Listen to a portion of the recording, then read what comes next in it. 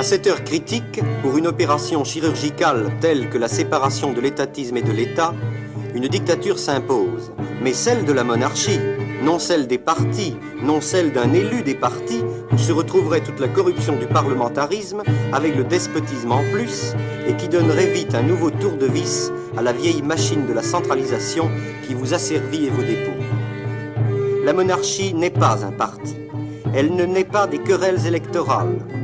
Tempérée par le sens traditionnel de l'intérêt public et le souci dynastique de l'avenir, son autorité peut s'appuyer sur des assemblées représentant les grands intérêts agricoles, industriels et commerciaux, délivrer le suffrage universel de ses corrupteurs, simplifier les rouages et les formalités des administrations, apporter, en un mot, les nouveautés et les changements nécessaires.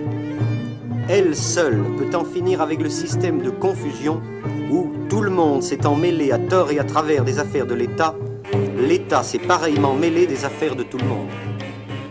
Je représente les principes qui rendront à l'État la plénitude de l'impartialité, de l'indépendance et de la stabilité. Français, ou l'autorité et les libertés de la monarchie, ou l'oppression de l'anarchie socialiste. Ces grandes vérités politiques ne dépendent ni de vous, ni de moi.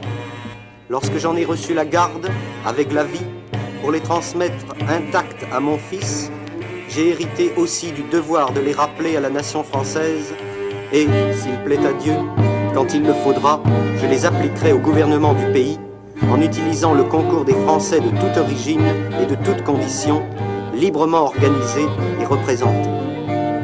D'un sang qui sert la France depuis plus de 1000 ans, le petit-fils de Saint-Louis et d'Henri IV est prêt à reprendre avec vous la grande œuvre de conservation et de progrès que désirent du fond de l'âme tous les patriotes et les gens de bien. Jean, duc de Guise, en exil le 30 janvier 1931.